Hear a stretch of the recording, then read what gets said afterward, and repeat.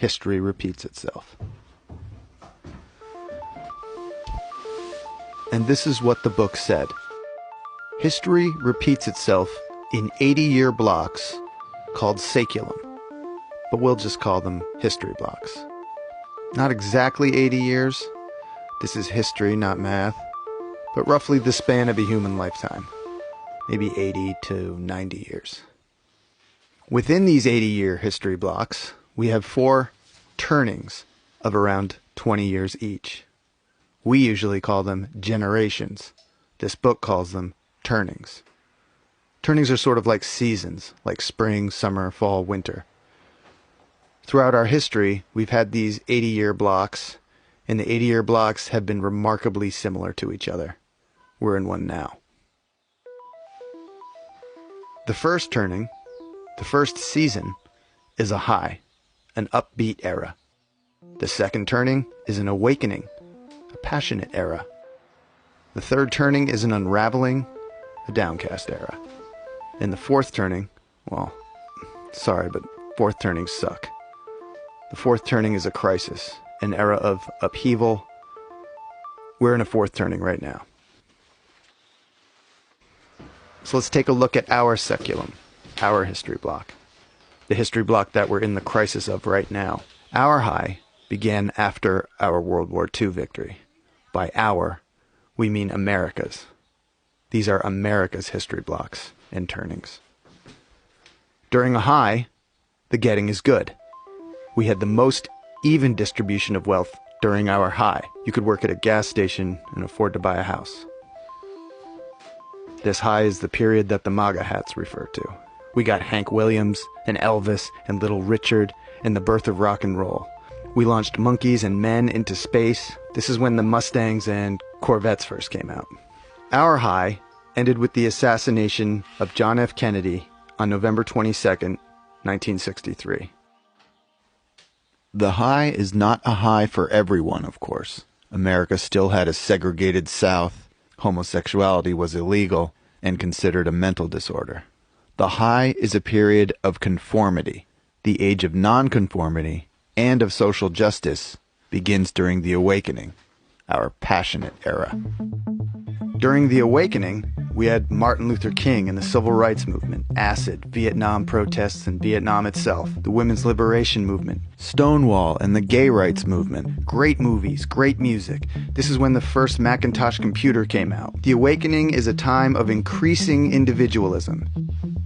This second turning, this awakening, ended with the re-election of Ronald Reagan in 1984. Things get messy during the third turning, during the unraveling. We got the fall of Soviet communism and the beginning of the Russian gangster state. The greatest musicians of the time sang about violence and decay in their deteriorating cities. The LA riots, OJ, the bombing of Bosnia, and the Columbine high school shootings on the same day. September 11th, the wars in Afghanistan and Iraq. Our unraveling ended with the financial crisis of 2008. A fascinating fact about this book is that it was written during the last third turning, published in 1997. But the book predicts now, what's happening now in this fourth turning. And what's happening now is right on schedule.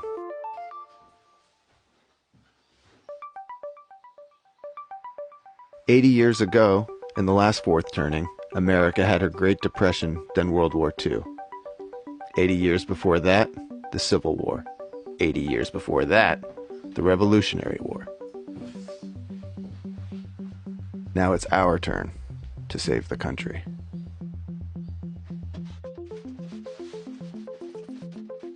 So where do you fit into all this? What's your role? It depends when you were born. Each generation, each cohort, tends to embody a specific archetype. An archetype that will move the society towards the next high. Each generation's archetype is the characteristic that will define the generation in its prime, in midlife. The boomer archetype is the prophet. Bill Gates and Steve Jobs are boomers and prophets. Both predicted that one day everyone, not just big corporations and governments, would own a computer. Gates even predicted a crisis like COVID-19 5 years beforehand. The writers of this book are boomers and prophets. Gen X is the nomad generation. The quintessential Gen Xer, Elon Musk, builds things that move us from one place to another. Rockets, electric cars, hyperloops, nomadic devices.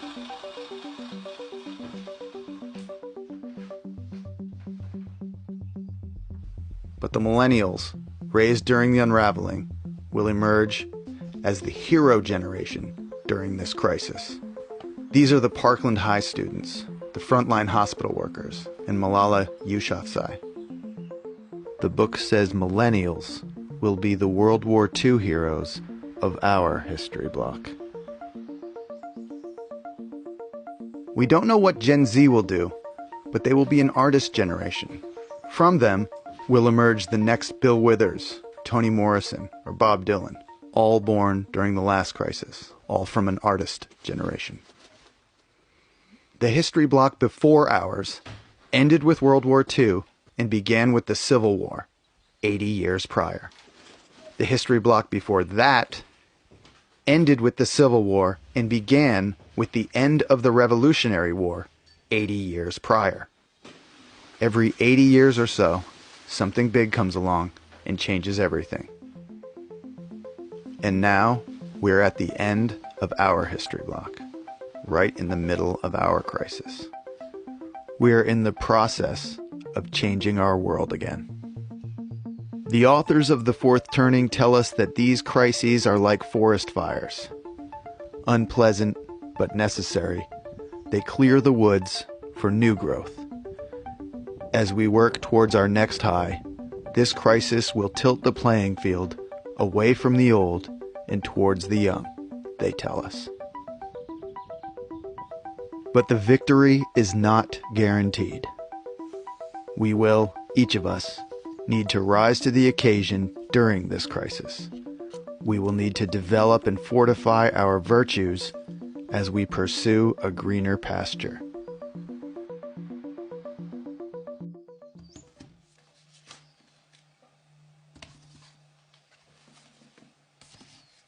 Our Western society was built to foster the potential of each individual within it.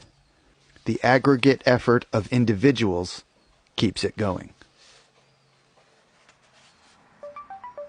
The spirited man wonders, what is his role? What verse must he contribute to help extinguish the crisis?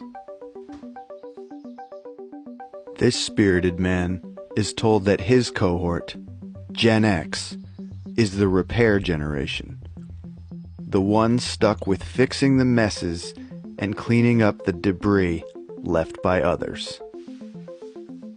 Cleaning, fixing, repair.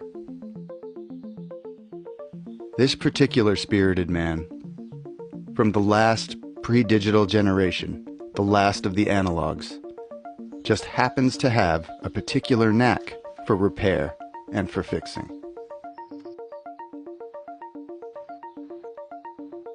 Perhaps his nomad generation is tasked with ferrying his society from one saculum, from one history block, to another. But where does he start? Well, the zip line at the community center playground has been broken for over a year. And this particular spirited man happens to have the tools to fix it.